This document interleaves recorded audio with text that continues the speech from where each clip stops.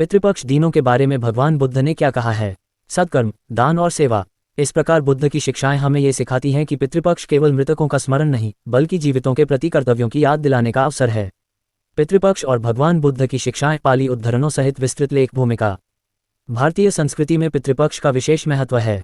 परंपरा कहती है कि इन दिनों किए गए तर्पण, दान और श्राद्ध से पितर तृप्त होते हैं। परंतु भगवान बुद्ध ने इस विषय पर कर्मकांड की बजाय जीवित माता पिता की सेवा, दान और करुणा को ही सच्चा श्राद्ध और तर्पण माना। प्रथम अध्याय, पितृपक्ष की वैदिक पृष्ठभूमि। वैदिक धर्म में पितृऋण को प्रमुख धर्म कर्तव्यों में गिना गया। ऋग्वेद, अथर्ववेद और गीता में पितरों के लिए तर्पण और श्राद्ध का उल्लेख है।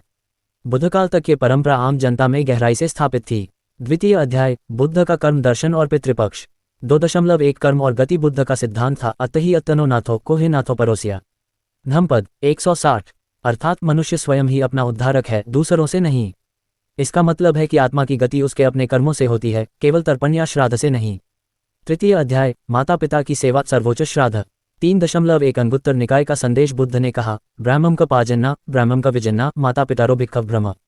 अंगुत्तर निकाय, ग्रंथ एव, सुत्त 63 अनुवाद। भिक्षुओं, जान लो कि माता पिता ही ब्रह्मा हैं, माता पिता ही पूज्य हैं। यहाँ बुद्ध ने माता पिता की सेवा को ही सर्वोच्च पूजा और तर्पण बताया। 3.2 श्राद्ध से बड़ा पुण्य, यो मातरम पितारम व भिक्खव उपट्ठाति सो ब्राह्मम उपट्ठाति। अंगुत्तर निकाय 1.63, अर्थात जो माता पिता की सेवा करता है वह ब्रह्म की सेवा करता है। ये सीधा संकेत है कि पितृपक्ष में मृतकों के लिए पिंडदान से भी बढ़कर जीवित माता पिता की सेवा श्रेष्ठ है। चतुर्थ अध्याय, दान और पुण्य का महत्व। 4.1 टनक सूत्र, टिनिको अमानी भिक्खव पुण्य क्रियावर्थुनि, दानम सिलम भावना।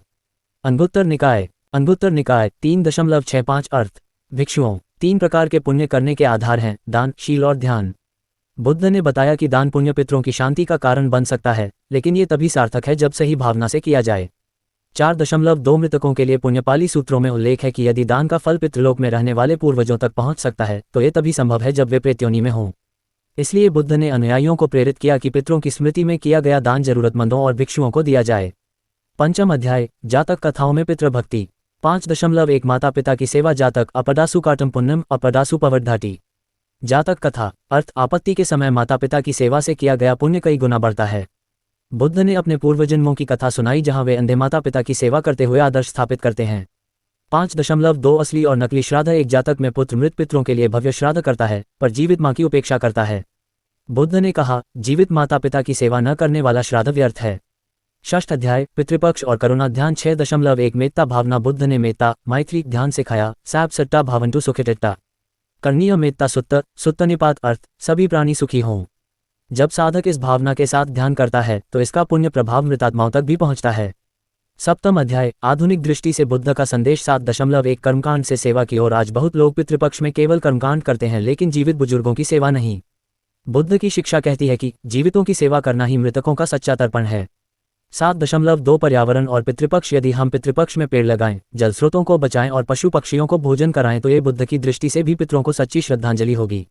निष्कर्ष, भगवान बुद्ध ने पितृपक्ष की परंपराओं को केवल विधि विधान न मानकर मानवीय कर्तव्यों और करुणा से जोड़ा। 1. माता पिता की सेवा को सर्वोच्च पुण्य कहा। 2. दान पुण्य को समाज हित और भिक्षुओं जरूरतमंदों तक पहुंचाने की प्रेरणा दी। 3. मेत्ता भावना के माध्यम से मृतकों की शांति की साधना बताए। 4. कर्मकांड से ऊपर उठकर जीवितों की सेवा और सत्कर्म को ही असली श्राद्ध माना।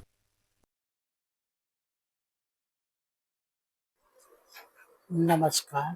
ये जो मैंने नया वीडियो बनाया है जिसमें मैंने बताने की कोशिश किया बौद्ध भगवान पितृ दिनों के बारे में क्या कहते हैं।